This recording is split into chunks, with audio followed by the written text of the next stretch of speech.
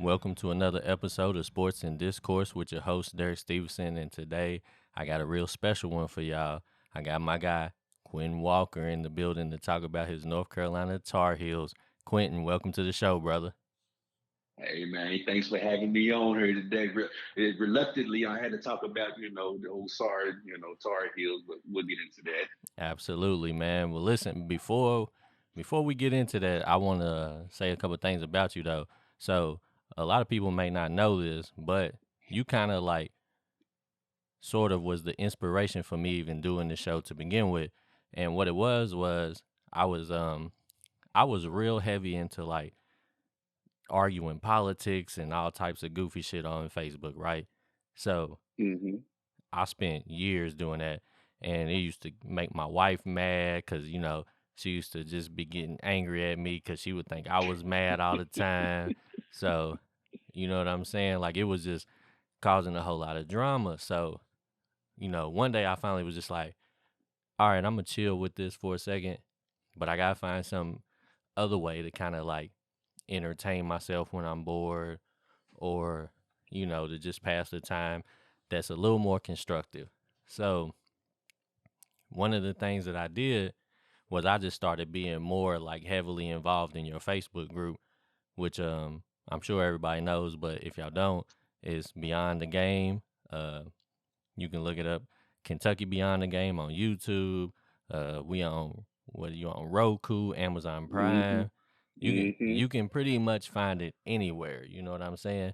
So basically, I started being more active in that, and I started to just have fun with social media, man. Like, and I was enjoying it, and I was just watching what you was doing, and you was doing a lot of internet shows, and it was just really inspiring to me. So it made me look at it and be like, man, I should jump back in the game because I always wanted to do like some type of like production or broadcasting, and I had bought some equipment and just never really got into it. But watching you do your thing just inspire me to pull it back out and give it another shot, man. So because of you, here we are, man. Man, I don't even know what to say to that, bro.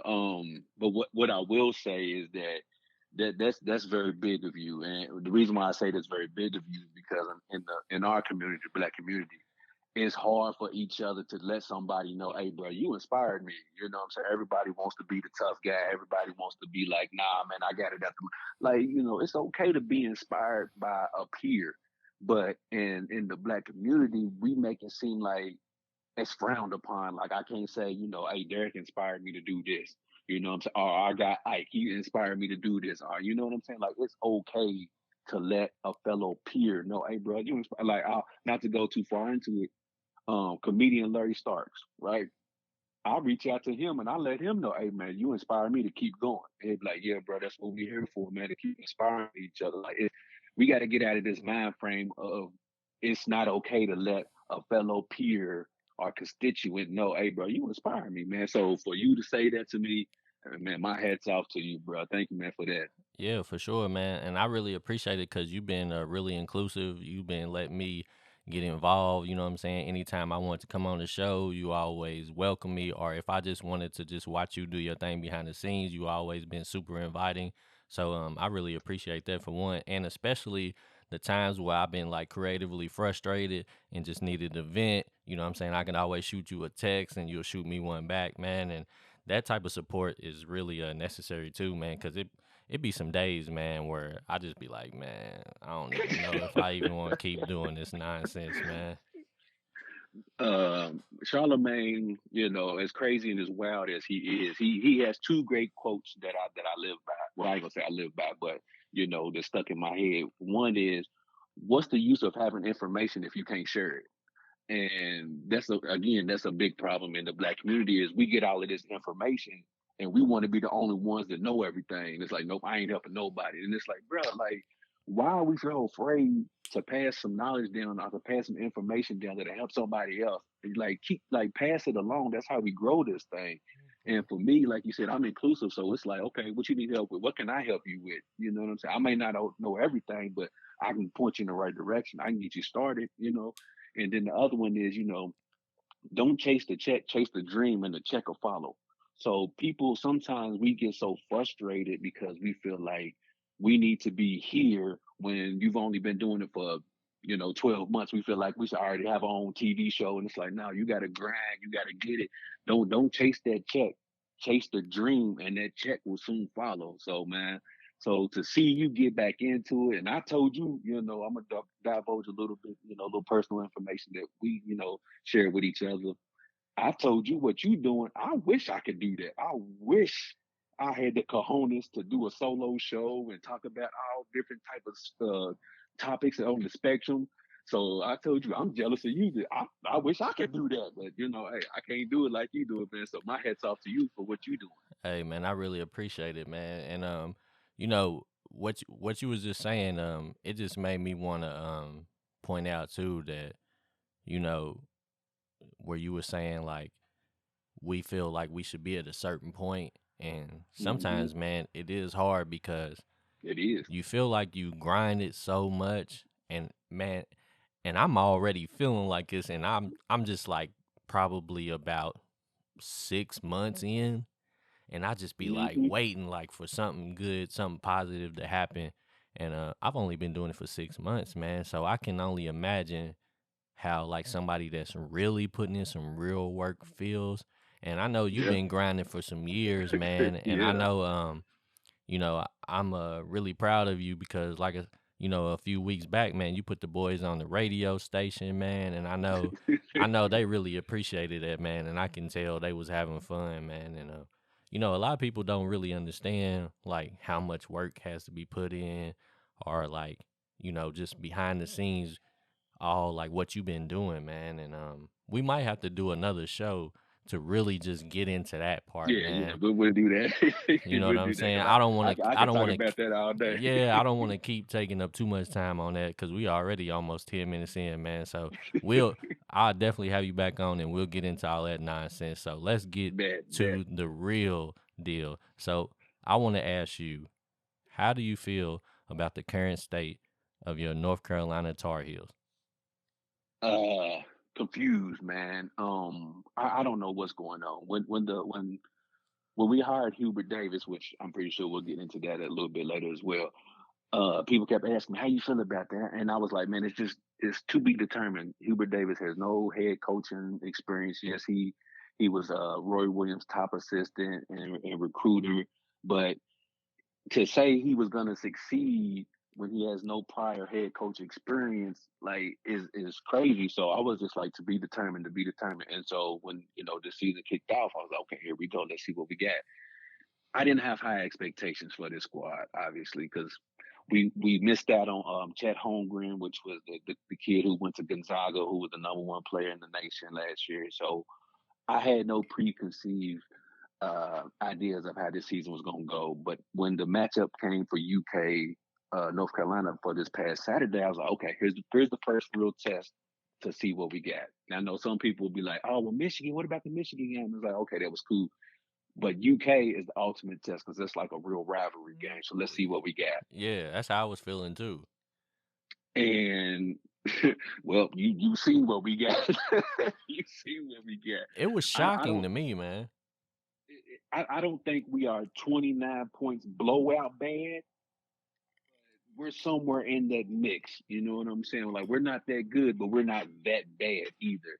Yeah. So I'm confused on this season. The one thing I will say, I don't know if you can ask this or not, but the one thing they have to do is find an identity.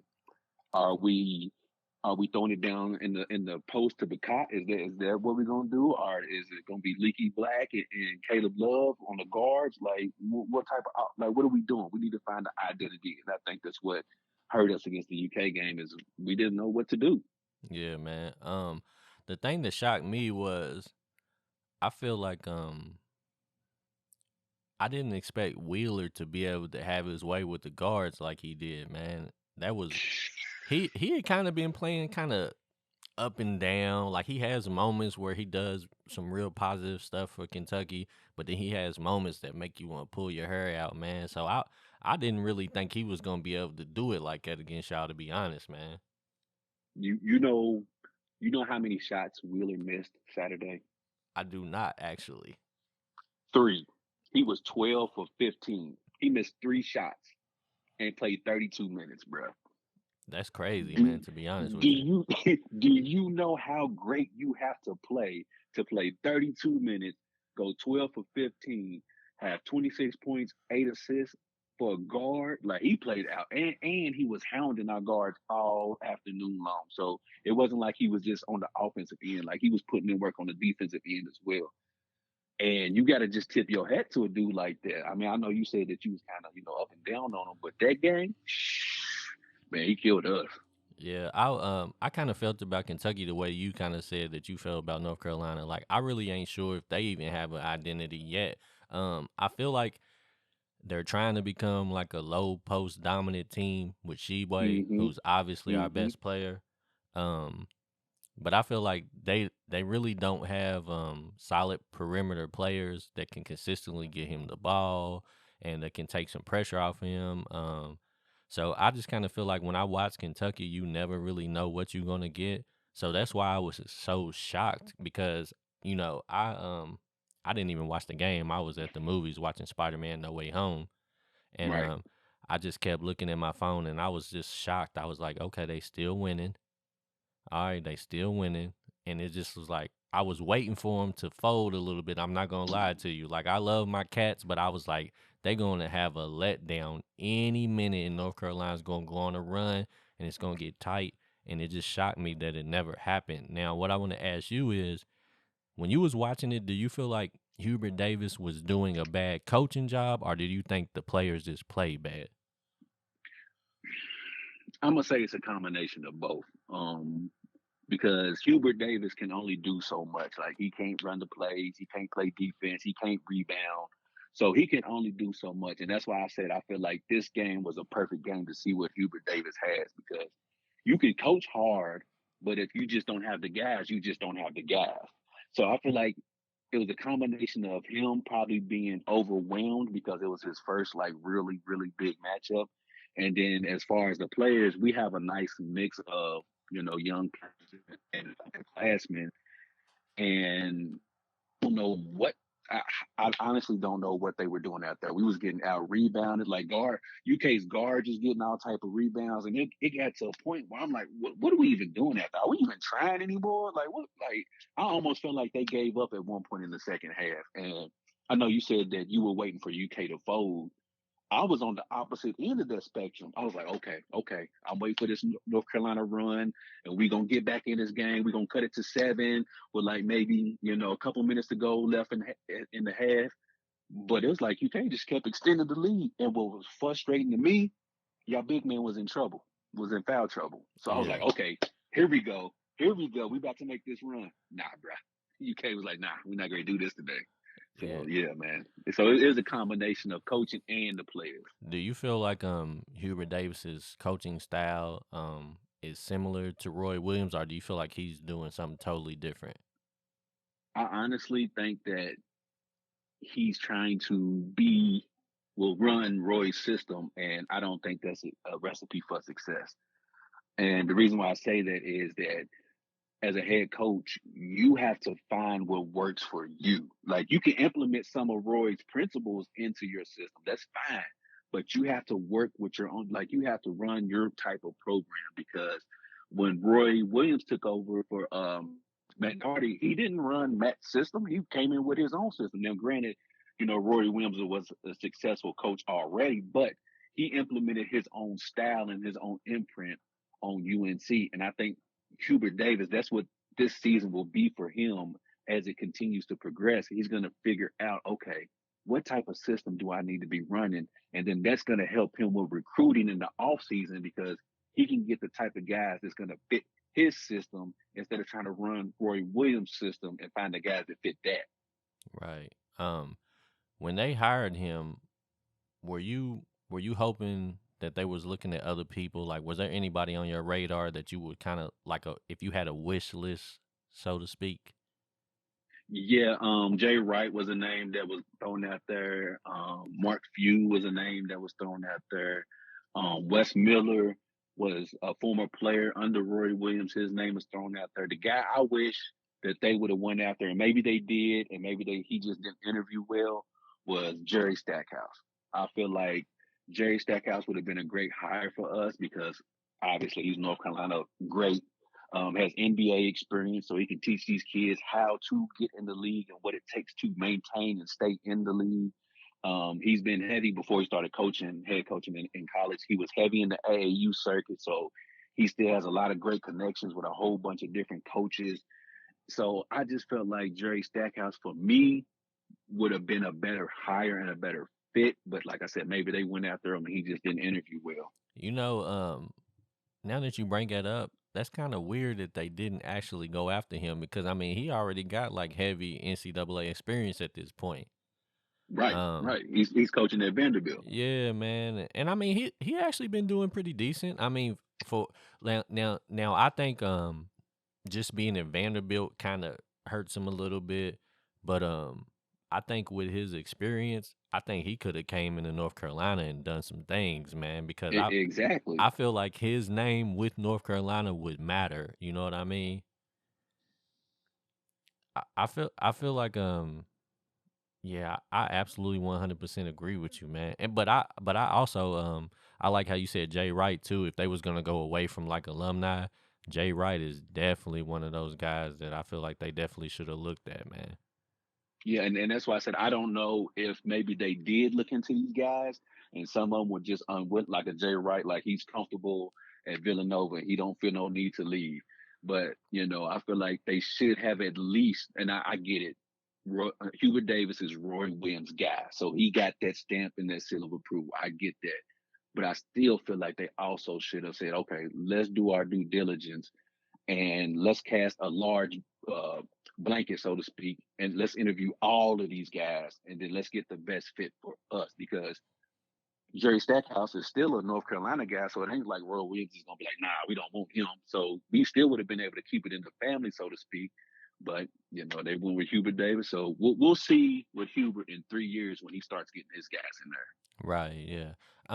And like you said, man, you don't want to just completely throw him out the window. You gotta give him a little bit of time. It's just kind of when you go to one of those top tier programs, man, it just the heat gets on you quick. Um, Mm-hmm. and see the good thing about like when Tubby Smith came to Kentucky, he got the victory off the rip with Patino's players, but that kind of gave him a long leash. You know what I mean? And Right, even though everybody says he got ran out of Kentucky, but still it was like 10 years in. You know what I'm saying? So it wasn't like right. he didn't have a large amount of time to do his thing. Like he still got a real nice run in Kentucky. And I feel like North Carolina is also one of those programs where like as soon as you get there, it's North Carolina. They want you to win immediately. And it Mm-hmm. might be kind of unfair, which is why like that was one of the reasons why I thought Calipari was a good fit for Kentucky, just because he was already like deep into his career, and he had Mm-hmm. already coached in a couple of championship games, and he was doing real well at Memphis. So I thought the transition wasn't going to be too big for him. Um, and plus, just his personality. He's a salesman. He's one of those type of guys that he gets on a lot of people's nerves. You know what I mean? Because he's always you know, yucking it up, and you know how he is. Yeah. But I definitely thought he would fit well at Kentucky and be able to handle the spotlight. And hopefully for Hubert, eventually he'll get more comfortable, because at the end of the day, um it has to be so much pressure being the head coach in North Carolina, man. And Of course. I But like uh, you said it's unfair. But when you take these Dukes, Kentuckys, and North Carolinas, the blue bloods, you gotta know what you're getting yourself into. You gotta know that these fan bases in these blue blood schools want wins now. They ain't trying to hear about no rebuilding. They ain't trying to hear none of that. You brought up Coach Cal. Coach Cal got here in what I think it was 2009, I believe it was. Yeah, because we just yeah. won a championship, and yeah, he just got hired. So 2009, what he do? boom, immediately got John Wall, DeMarcus Cousins, Eric Bledsoe. Like, so he was on the ground running, got this #1 recruiting class. So he made sure that when he came to Kentucky, his cupboard was not bare. Mm-hmm. Hubert, you gotta get on the ball, baby. You And gotta get on the ball. And to piggyback off what you were saying about Cal, one thing that I think Cal did really well was Cal has always really had a top notch staff. And I'm not familiar with Hubert Davis's staff, but how do you feel about his staff? Did he keep most of Roy's guys, or did he bring in new people? He kept most of Roy's guys, and he had some former players like I don't know if you remember guys like Sean May, Absolutely. Kendall Marsh. I believe is on his staff as well. I forgot the other light skinned guy's name. He played in the championship game with Marcus Page. I think he's on his staff. So he has a mix Man, of I forgot all about coaches and Marshall and Page, Marcus Page. boy. That's So I think he has crazy. a nice mix of coaches and player assistants, as so to speak. So I don't know about recruiting wise. That's why I said I gotta wait and see, because in recruiting circles, I've never heard Hubert Davis's name being mentioned as big time recruiters like what's the guy Ortega is his Yeah. name, Uh-huh. like he is at UK, like his name rings bells. Yep. I've never heard Hubert Davis's name being mentioned with a great recruiter. So we'll see, man. We'll see. Yeah, and man, you just bringing up some of them guys' names, man. That's wild because I had forgot about them two boys. But Sean May, um, I arguably think Sean May's championship squad may have been one of North Carolina's best teams ever, man. How do you feel about that? It was because we had what was that? Was Sean May was that? There was McCants, Raymond Felton, and Sean May, And then they and had then the we had Williams, the and we had Williams, Marvin Williams coming off he was our sixth man. It ended up being the third pick in the draft. So and there that's was how the deep other that Williams squad too, was. right? The other Williams that's Jawad Williams, yeah, we had Jawad Williams. He was starting alongside Sean May. It was Raymond Felton, McCants, David Noel, Jawad Williams, Sean May, and then Marvin Williams came off the bench. So it was a nice little deep squad that ended up winning the championship. and But you yeah, that team was stacked. And you know what? A lot of the times, man, the thing that hurts some coaches is that very rarely does the best team ever win the championship. But that team right Hmm. there, that was one of those rare years where the best team won, and they was definitely the best team, man. They was running through everybody, man. It was 2 years. The 2 years. The last, no, not the last two. Roy's first two were the two times that we were supposed to win that squad, and then when we had Hansborough and all them, Hansborough and I forgot Ty Lawson, Ellington um, and Green. Ellington, Danny Green. We were favorites to win that year, and ultimately we did. So the first two championships we were favored, and we actually did go through and win it all. Yeah, man, that tournament is just tough, man, because you know, all those big schools, if you go back through the history, man, they all got some very disappointing losses, man. Like, you know, obviously when we won in 2012, we was probably the best team. But Right. we got a couple of years where people look and they like, man, you were supposed to have that one. Now, our 96 team was another year where I felt like that was ours. Um, Arguably the greatest college basketball team ever. I'll admit that as a North Carolina fan. That is arguably, if not the greatest, at least top three greatest college basketball teams ever. yeah, man, they was almost you could probably go 10 or 11. Uh, them boys was all almost NBA caliber, Right. Yeah. almost. Yeah. Most Yeah. of them at least got to touch some NBA, the hardwood, and got to, try to do a little something. Now, they arguably all had sort of disappointing careers, to be honest. Antoine Walker did a little bit of something, but I still kind of look at him as a disappointment because I feel like he was one of the most talented college players I've ever seen. Um, Hmm. and I'm gonna tell you who he reminds me of, not game wise, but just talent wise from your team, and that's Harrison Barnes, man. I felt like when he played Mm. college, he was one of the most like NBA ready kids that I've ever seen in North Carolina, because I feel like the way he plays now, he was capable of doing that already when he was in North Carolina. I feel like, and I agree with you on that one. With the Harrison Barnes is tricky. I felt like Roy Williams held him back a little bit. I felt like he didn't let Harrison Barnes showcase what he really. Now he still went seventh in his draft when he came out, so it's not like he was, just crap in college. But I feel like Harrison Barnes could have been so much more. But I kind of felt like Roy Williams was holding him back so he could play within the team concept, which I get. But when you got a horse like that, you gotta let him go. And see, and that's one of the things that I do actually appreciate about John Calipari, because sometimes everybody says that he's not really coaching and, all of that type of stuff.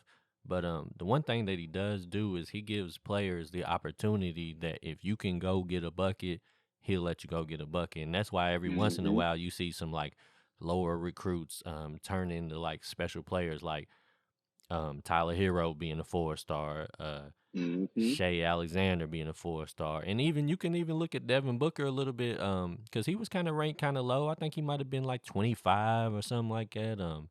But he kind of pushes his players to just go get it. And if Roy would have done that with Harrison Barnes, he would have easily been the number one pick, because he really didn't Easily. have any weaknesses when he was in college. Mm-mm.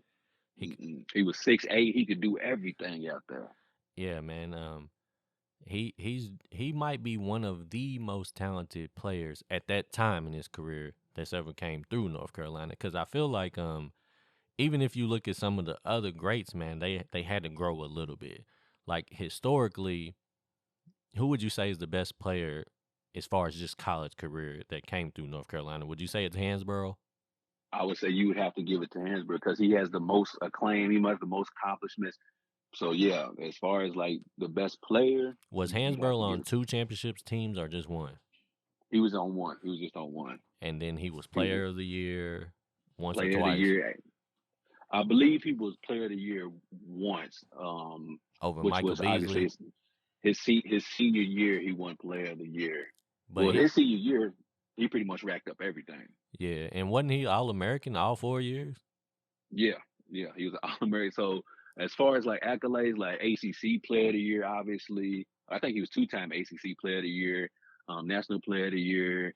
Like his act, he's the rare guy. He stayed 4 years, but his 4 years, he was a good college player, sort of like the Christian Laettner for Duke. Right, Is was he the most talented player at Duke? Obviously not. right, But was he the best player to ever play at Duke? Probably yeah. yeah. And that's one thing that I had to always give Roy Williams credit. I give it to him even above Cal, um, because like people like to drive the narrative that Cal was the only coach getting top recruits.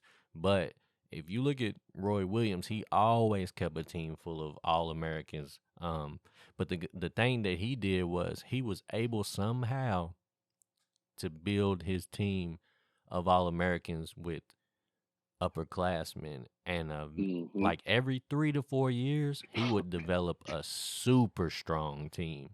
And that's what always held Cal back. He never really was able to get like like the most experience he ever had would be like sophomores, Right. and then he Right. might pair it with like maybe a mediocre junior or senior. But he never was able to get any of them like all American kids to stay there junior to Mm. senior year, and maybe a couple of them like Poitras, Stein, a Yeah. few of them. But most of the time he lost them, and it hurt him a lot. But Roy Williams was really good at building his squad, and he might have a fall off year, like right after he win the championship. He might have a fall off year, but then like 2 years later he would be back in contention, man. And that was one thing that that always kept y'all in the hunt, man. And as Right. I think Kentucky and Duke have been struggling with that. They haven't been able to really be able to build teams with their one and done or top tier talent, I would say. Well, man, that's because UK is getting all the one and done. But if you look at it, I haven't done the stats or anything like that, so I'm just balling here. It goes in cycles, right? As far as recruiting. early 2000, Duke was snatching up everybody. Corey McGay, Elton Brand, Jay Williams, they were snatching up everybody. And then it kind of rotated over to North Carolina. We was getting the Rashawn McCanns, the Raymond Felton, and so forth and so on. And then it was UK. They came along. They started snatching up number one prospects. And then, as you see, it kind of started going back to Duke with the Jason Tatums and so forth and so on, the Zion. And so then I feel like it's going back to Kentucky now. So the recruiting thing kind of goes in cycles with the Blue Bloods. I'm just sitting around waiting for our turn again so we can start getting some of these one and dones and top recruits. Yeah, and speaking of that, you want me to tell you who I think, in my opinion, always gets a pass, but he gets top tier talent and flops more than anybody, and that's Bill Self.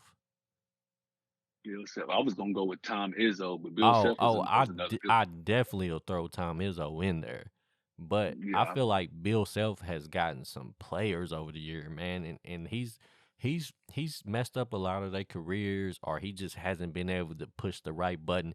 And you know how we were speaking about Harrison Barnes earlier.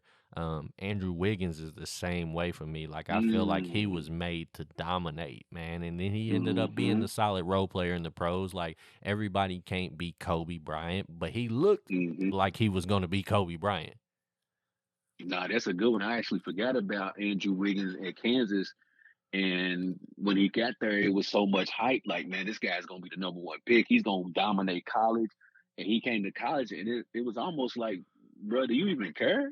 Yeah, Like, what man. are you doing out there? Like, So then, that's a great one. I think the game that they got put out the tournament, I think he only had 6 points, and he was really even, like, not even shooting the ball, man. It was super disappointing, man. And Nah, that's a good one. and then your boy got him up out of Cleveland, man. Or not? Or hold on, The Brown. No, it was he never played for he was Cleveland. supposed. What was it? Yeah. He was. They traded him immediately. Is that what it was? Yes, because the year he got drafted was the year LeBron came back. So Right. So they traded him for it was Kevin Love. That's what it was. right. It was the former two because they had just drafted Anthony Bennett the year prior. Right. So yeah. it was Anthony Bennett, Andrew Wiggins, and some other players for Kevin Love. So he never got to play with LeBron in Cleveland. And I mean, man, at first I was like, dang, LeBron, like, you might want to, but he made the right decision, because I know everybody knocks Kevin Love, but at one point Kevin Love was really he probably was at the lowest, the third best forward in the league, right? Right. Because he was getting 2020. Yeah, he was doing that easy, man. And the thing about it is, Andrew Wiggins just never ended up turning into anything special, man. And what's the kid's name in at Minnesota right now? Anthony, what's his name? What's his last name? Edwards, Anthony Edwards. Edwards. See, I thought Wiggins was gonna be like the way he is with his mentality. Now, Edwards goes and he tries to get it, man. Yeah. Now, I don't know if he's ever gonna turn into Kobe or nothing like that, but he definitely goes out there and he tries to kill people at the rim. Anthony Edwards will be an all-star player. He will, because he has the motor, he has the mentality. Like, he's gonna go at whoever, whatever. Like, it's whatever with him. So if you could put his mentality into Andrew Wiggins will be Tracy McGrady. Yeah, man. It's sometimes it's disappointing, man. And I feel like to go back to Bill Self, man, I feel like man, he just drops the ball with a lot of his kids, man. Like, Wiggins is gonna be looked at as a success, but is he really a success? I would say for talent, I'd say not. I say kind of disappointing. And and I'm almost ready to put Embiid in there too, man, because Embiid he's one of those guys that I feel like maybe he's going to end up eventually still being legendary, because of, he's still probably one of, if not the best center, depending on if you like Joker or not. He's probably the second best center. But I feel like if he would have been playing in the league when it was really heavy with big men, with the way his attitude is and him being kind of lazy with his fitness, I don't know if he would end up being looked at even as good as the way they look at Dwight Howard, honestly, because I just don't feel like he takes the game serious enough. So you for Embiid, it's not his skill set. It's more so everything else.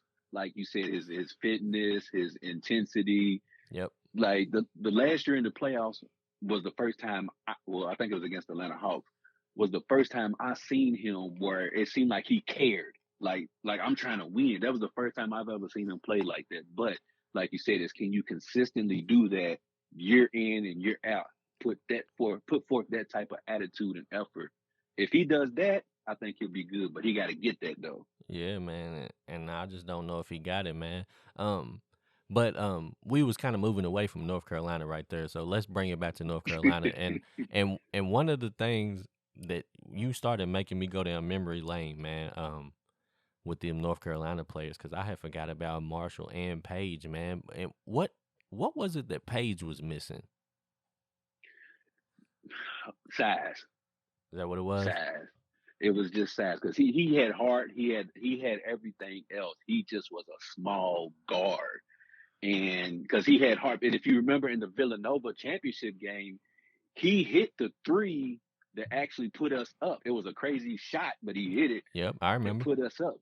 So it wasn't like he didn't have game. It was just he didn't have size to really like assert and be dominant, not just in college, but maybe have a chance to go pro.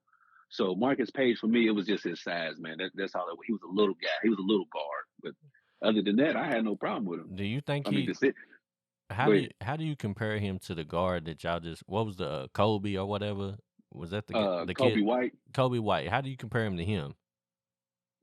I don't. Kobe White, I feel like was a better pure point guard than Marcus Page. Marcus Page was a scoring guard, and Kobe White was a pure point guard who can score, which he's showing that in the NBA right now. So as far as comparing them two, they're two really different point guards. Like I said, Marcus Page was a scoring point guard versus Kobe White was a pure point guard who can score. I got you. Now I got a question for you, and I'm gonna tell you my answer before I let you answer yours. But okay, who was the one guy that you watched at North Carolina that you thought had the juice that didn't end up having it? And I'm gonna tell you who mine is. It was Forte, man, because I thought Forte was a killer, man. And I thought he was gonna be able to do some of that at the NBA level, man. Ooh, that's a good one, Joseph Forte. That's a great question, man. Who did I think was going? Who had the juice? Ended up being a dud. Man, I'm right now. That's who I am thinking of. Joseph Forte. You know, he left after his freshman year. Man, that boy looked like he was ready, man. He Now I he ain't led gonna the say team he in was. scoring as a freshman. I ain't gonna say he was Harrison Barnes ready, but he really didn't seem like he had no weakness to his game when he was at North Carolina. He was a bucket. He was, man, and he was. One thing I liked about him, he was under control. He never seemed like he was doing too much. It just the game seemed. You know how the whole little like thing is the game slowed down. I felt like the game was slow for him. Like he was always moving at his own pace and just able to just get whatever he wanted done. He was always able to get to his spots. I was mind blown that he wasn't able to have some sort of a NBA career, man.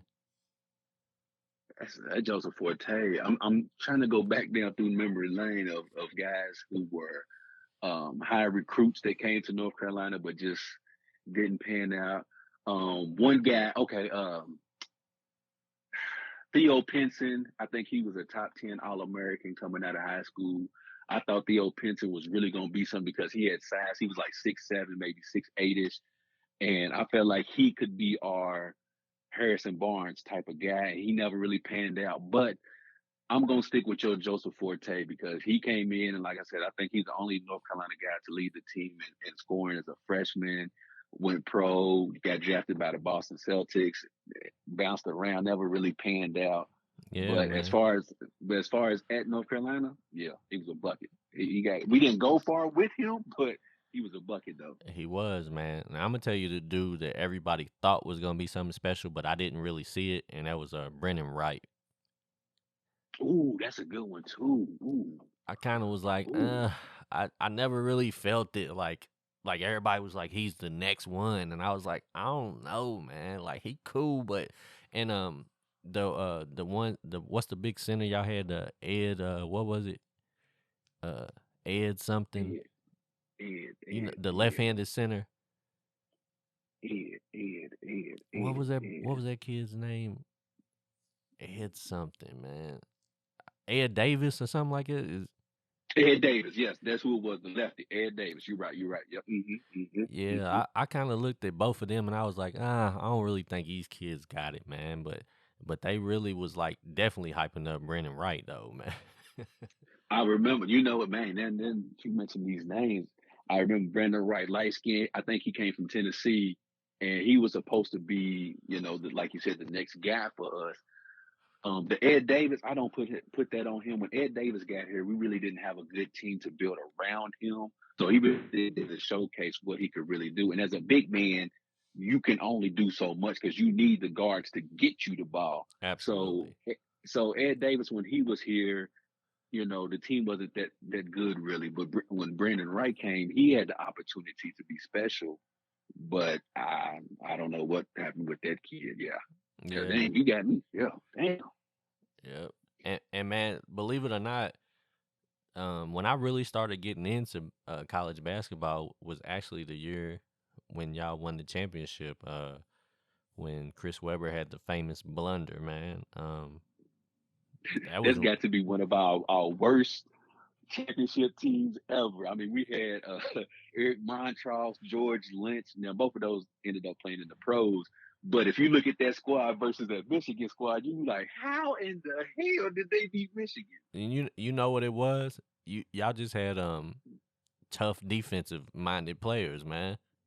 Tough defense, upperclassmen led team. Not to say that the Fab Five, that was their second year playing it. So I'm sure Who they had was y'all's point experience. guard? Was it Ed Cota? Was he the point? No. Ed Cota came, a couple years later. But I can't even remember who the damn point guard was on that team. I just remember George Lynch and Eric Montross was on that team because George Lynch ended up playing with Allen Allen Iverson. Iverson. Yeah. Mm-hmm. And George Lynch was supposed to be like that dude, wasn't he? Right, coming to North Carolina. Yeah. Exactly, yeah. He was But supposed to be that but guy. but he was actually like he was decent for y'all. Like he definitely could get buckets in college, man. And He was decent, but I mean, when you look up the Fab Five, it's like, don't get me wrong, I'm glad we beat them, but it's like, how was we even in this game? But yeah. yeah, that's nuts, man. But since we've been talking about some players, man, like who's your top 5 that you've seen that you actually watched? Because I mean, I know like me personally, like I wasn't even really, you know what I'm saying, like when Jordan and Worthy and all them boys, Perkins Yeah. and all them, like I wasn't even really even. I don't even remember how old I even probably was. I wasn't watching college basketball at that time. Like I said, I really started watching it um around that time period whenever y'all won that championship. So whenever you really started watching North Carolina, when you really became a fan, who would you say is hmm like your top 5 favorite UNC players? I'm glad you said that because when I give this list, people, you're not gonna put Jordan on there, and it's like, bro, I was born in '83. Jordan left North Carolina and he got drafted in '84. I ain't watched that man play in North Carolina 1 minute. Right. So, so for me, point guard, man, one of my personal favorites, what you said top 5, is Shammond Williams. I don't know if you remember Shammond Williams, I do actually. uh, but I love it was him, Raymond Felton, Ed Cota. Those are my top 3 point guards. But for me, it's Shammond Williams. Shooting guard, Vince Carter, because he's the reason I started liking North Carolina to begin with. So I'm gonna go with Vince Carter, Antoine Jameson at the 3, Rasheed Wallace at the 4, and then at the 5. Oh man, that's at the 5. Let me get Psycho T at the 5. Tyler Hansbrough. Let me get him at the 5. That's what's up, man. Antoine Jameson, I think he kind of has an underrated career in the NBA, man. He was pretty solid at one point, man, and he didn't take it to like superstar level, but um he He he was was serviceable. he was, man, and he was a killer at North Carolina. Yep.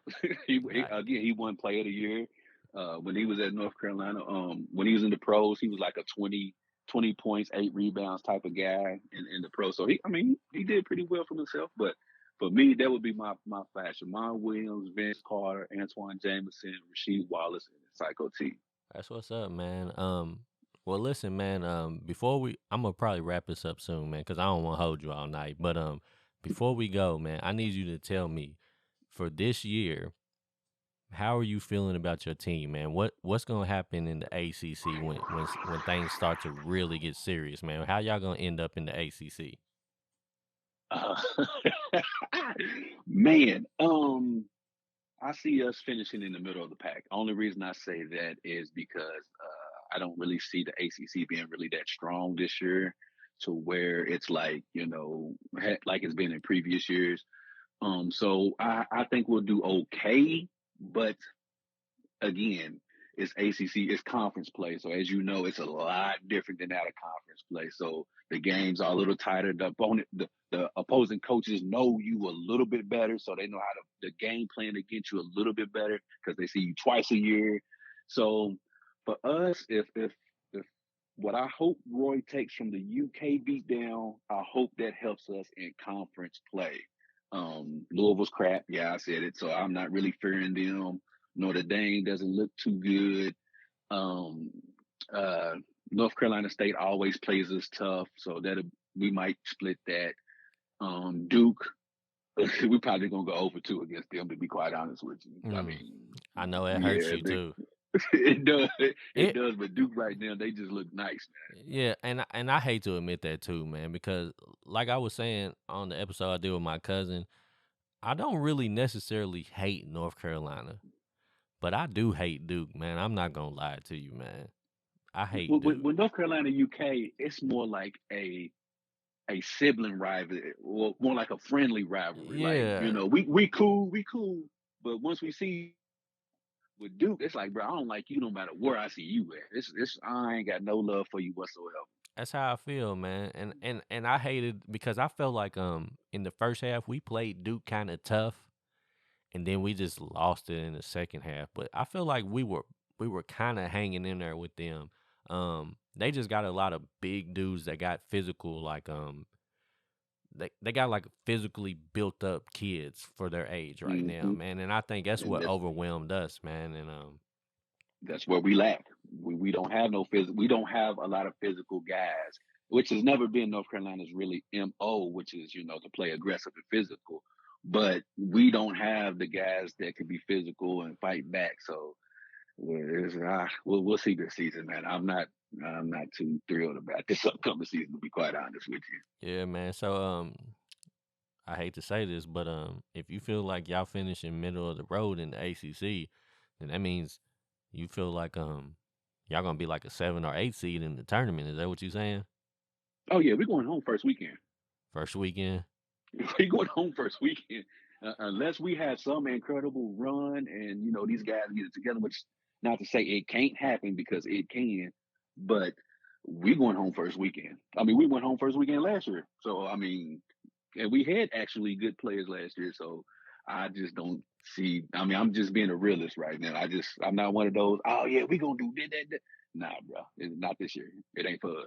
So what's the one weakness that if you could just change it around and say this will make the team strong enough to compete with anybody in the nation, what would that be?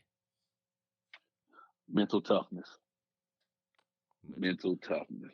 Because college, you can have a 6'7" guy playing center, but if he got that mental toughness, you can't do nothing with that. Draymond Green, perfect example. Big man in college, you can't do with that. But it's all about how you are up top. So, and like it showed in the UK game, y'all came out, punched us in the mouth, and we sat down. We was like, okay, y'all got it. So that's the one thing I wish I could change about this team is the mental toughness. Yes, sir, man. Unfortunately, I would say the same thing about our team, man. And we actually got a lot of transfer players, and I still feel like I ain't really sure mentally if you can count on any of them boys outside of Sheway, man. So I definitely agree with you on that one, man. But anyways, man, I really appreciate you coming on the show, man. I guess we can go on and wrap it here, man. But listen, I'm definitely gonna have you back on because, like I said, I definitely want to get back into all the broadcasting stuff that we was talking about, man. Because Most definitely. yes, sir, man. But we definitely have to do it again, man. We have to get back at this, every so often, man. And we might even have to add some more people, man. We might have to find out a little spot where we can go do it live in person, man, and just Just do start. like a little round table. Yeah, man, we're gonna have to get into that, man. But anyways, man, I really appreciate it, man. And yeah, man, we can wrap it right here, man. I appreciate it, and I'll holler at you for sure, brother. I'll let you, man. Appreciate you for having me on, man. And we will definitely do this again. Yes, sir, folks. Quentin Walker for you, man. We get at it. Yeah. All right.